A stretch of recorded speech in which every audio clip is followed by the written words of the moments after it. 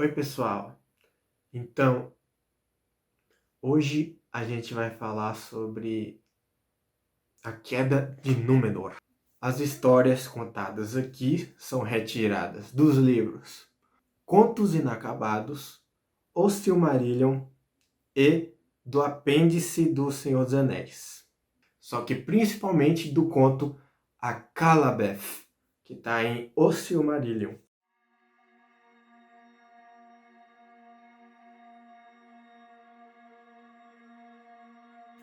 Os homens chegaram ao mundo na época em que a sombra de Morgoth tinha uma tremenda influência sobre a Terra-média. Morgoth, também conhecido como Melkor, no início dos tempos, enviou seus emissários aos homens, e eles amaram as trevas.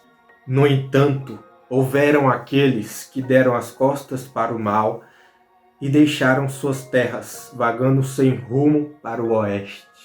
Na batalha final, quando Morgoth foi derrotado e as Thangorodrim foram destruídas, somente os Edain, como foram chamados esses homens, lutaram pelos Valar, enquanto a maioria lutou por Morgoth. Esses homens que deram suas costas para o mal foram abençoados pelos Valar com sabedoria, poder e vida mais longa que todos os homens, e Eonwë, arauto de Manwë, compartilhou com eles boa parte de seu conhecimento. Os Valar então decidem criar uma terra para ser habitada por esses Edain. Ossë, o Maiar, vassalo de Ulmo, o Senhor das Águas, ergue uma porção de terra no fundo do oceano. Yaollè, o Valar Artífice, e sua esposa Yavanna, a Valar da natureza, estabelecem e enriquecem a terra. Os Valar chamaram essa terra de Andor, a terra da dádiva. Faltava apenas chamar esses homens para habitarem essa terra prometida. Varda, a Senhora das Estrelas, faz brilhar a estrela de Elendil no oeste como sinal de que tudo estava pronto para a chegada dos Edain.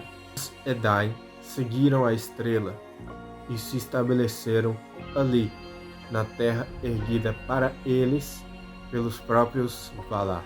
E este foi o princípio do povo que os Elfos Cinzentos chamaram de Dúnedain, os Númenóreanos, reis entre os homens. Com o passar do tempo, a Terra-média foi entrando em decadência e iam desaparecendo a luz e a sabedoria. No entanto, os Númenóreanos viviam sob a proteção dos Valar, gozavam da amizade dos Eldar e progrediam tanto física quanto mentalmente. Eles se tornaram então grandes marinheiros, exímios na navegação, de forma que nunca houveram nem nunca existirão semelhantes em nenhum lugar da Terra-média. Os Valar, senhores de Valinor, impuseram uma regra aos Númenóreanos. Eles não poderiam navegar para o oeste a tal distância que não vissem mais o litoral de Númenor.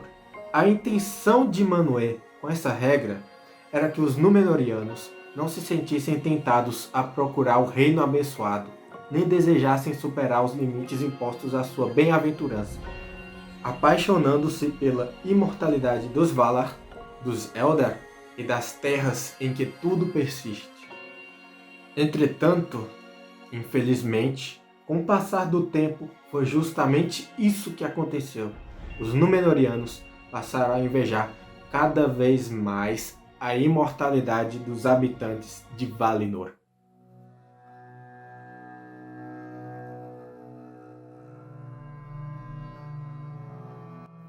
Nessa época, em que o coração dos Númenóreanos começou a endurecer, eles estabeleceram colônias na parte ocidental da Terra-média, mas agora apareciam mais como senhores, chefes e cobradores de tributos do que alguém que presta auxílio ou ensina, como eram nos tempos de outrora. Na época em que Sauron forjou um anel e tentou dominar toda a Terra-média, o rei Tar-Minastir enviou seu exército de Númenóreanos para combatê-lo. E foi exatamente isso que fez as hostes de Sauron recuarem por medo dos guerreiros Númenóreanos. O envio de soldados de Tar-Minastir para auxiliar os Elfos na Guerra do Anel foi em 1700 da Segunda Era. Assim, desde essa época em que seu exército foi derrotado pelos Númenóreanos, Sauron sempre ponderou como poderia deixar Númenor fora do jogo. E pouco mais de um milênio após essa derrota, Sauron começa a colocar seu plano em execução. Conta-se que nesse meio tempo, Sauron governava em quase todas as regiões da Terra-média. Mas a parte ocidental ainda estava incólume, pelo medo que ele tinha dos Númenóreanos. Mas isso começou a mudar. Notícias chegavam à Terra da Dádiva que ele estava dominando as cidades litorâneas e Sipo dominaria Númenor também. O rei naquela época, Ar-Pharazôn, enfurecido pelos rumores, o convocou e ele veio como refém de Númenor. No primeiro momento, o rei não se deixou enganar. No entanto, pela sua astúcia e determinação, Sauron conquistou a amizade do rei através de elogios doces como mel, e o rei se admirava de sua sabedoria, pois conhecia muitos fatos não conhecidos aos homens. Ao ver o privilégio que Sauron gozava junto ao rei, muitos passaram a adulá-lo, com a exceção de Amandil, senhor de Andúnia. Sauron fez os Númenóreanos desconfiarem dos Valar e adorarem o Senhor do Escuro, Morgoth. Amandil percebeu que essa história não terminaria bem e fez preparativos para que a família escapasse, fazendo uma viagem a oeste para buscar a ajuda de Manwë. Tendo o rei agora totalmente sob sua influência, Sauron o manda cortar a árvore branca, Nimloth. O rei hesita com esse pedido, pois havia a crença de que a boa sorte de sua casa estivesse vinculada à árvore. No entanto, o ódio pelos Eldar e pelos Valar ficou instalado em seu coração, e ele decide cortá-la. No entanto, antes que ele pudesse fazer isso, Isildur, filho de Elendil e neto de Amandil, corta um fruto da árvore. Sauron usa a madeira de Nimloth como lenha de fogueira no altar sinistro de Morgoth, no templo onde os Númenóreanos passaram a adorar Melkor. Ali se faziam sacrifícios humanos. As vítimas escolhidas eram os que ainda eram fiéis a Ilúvatar e os Valar. E por algum tempo, Númenor prosperou sobre a sinistra influência de Sauron, até o dia em que ele os convenceu a travar guerra contra os Valar.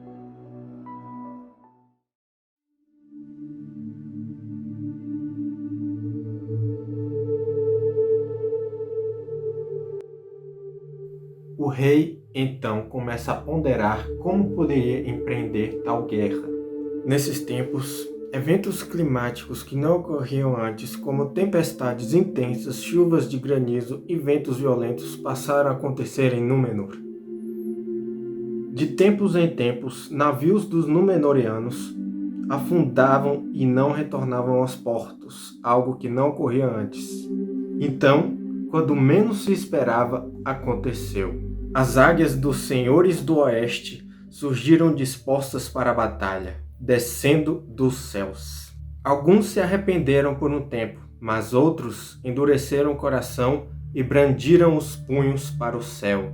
Os Valar estavam atacando primeiro. Os raios aumentaram e mataram homens nas colinas, nos campos, nas ruas e nas cidades. Uma faísca de fogo atingiu a cúpula do templo de Morgoth e a fendeu, e ela ficou em chamas. Sauron ficou em pé em seu pináculo, desafiando os relâmpagos sem ser atingido. Nessa hora, os homens o chamaram de Deus e o adoraram, fazendo tudo o que ele queria. Nesse momento, A frota dos Númenóreanos se mobilizou contra a ameaça do oeste. O rei Ar-Pharazôn endureceu o coração e embarcou na poderosa nau Alcarondas, o castelo do mar, provida de muitos remos e muitos mastros. Os Númenóreanos adentram em água proibida para guerrear com os Valar. Ar-Pharazôn finalmente chega a Aman, o reino abençoado e as costas de Valinor. Ele reivindica a terra para si, caso ninguém viesse lutar por ela. Então Manwë invoca Ilúvatar. Embora os Valar naquela época tivessem renunciado seu poder sobre o mundo, Ilúvatar aciona seu poder e mais uma vez muda a aparência do mundo. Abriu-se no mar um precipício imenso entre Númenor e as terras imortais. Ar-Pharazôn e os guerreiros mortais que chegaram a Valinor foram soterrados.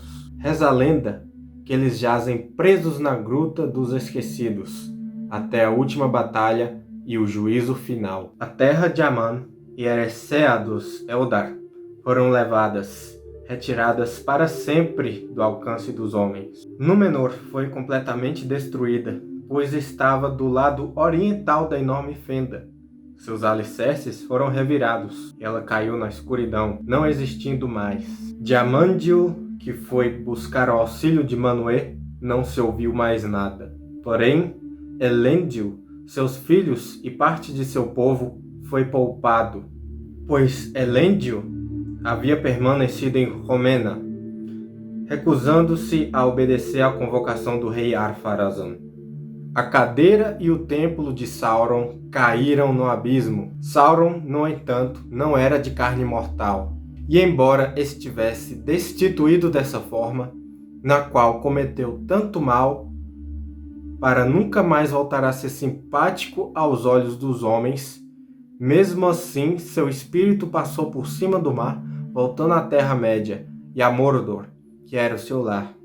Sauron, desde este dia, foi dominado por um medo enorme dos Valar e da condenação de Eru.